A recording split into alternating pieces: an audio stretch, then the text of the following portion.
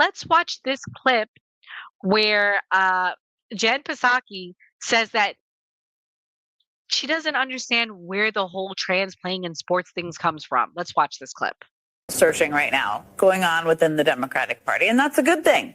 But what I worry about is that in the course of all that soul searching, some Democrats might reach the wrong sweeping conclusions. And there are a lot of issues that fall into that bucket. But one in particular that stuck out to me is transgender rights. Republicans spent hundreds of millions of dollars on anti-trans ads this election cycle, including one that showed Vice President Harris talking about government funding for gender-reaffirming care for prisoners and detainees. If that sounds like a particularly obscure issue, it is, because it applies to a tiny group of people. And it's also a policy that, by the way, was in place during the first Trump presidency. Another one of the lines that ran over and over again in those ads and throughout right-wing media is this idea that America is faced with a crisis of boys playing in girls' sports. Now, these ads created this perception that the issues of trans kids playing sports was dominating schools across the country, which is completely false. Some people got pulled into that argument. I mean, immediately after the election, Congressman Seth Moulton told the New York Times that, quote, Democrats spend way too much time trying not to offend anyone rather than being brutally honest about the challenges many Americans face. I have 2 little girls. I don't want them getting run over on a playing field by a male or formerly male athlete. But as a Democrat, I'm supposed to be afraid to say that. And then last weekend, Congressman Moulton came on this network to discuss those comments.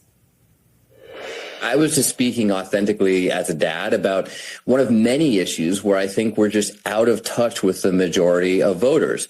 And I stand by my position. You know, maybe I didn't get all the words exactly right.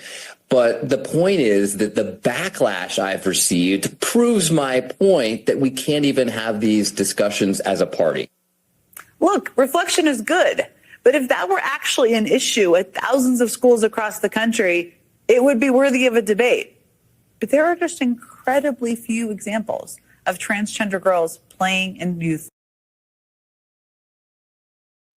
Oh, yeah. I mean, if that's the case, Jen, you shouldn't have a problem with the decision that the town of Waterford made this week regarding their bathrooms and their trans bathroom policy being reversed.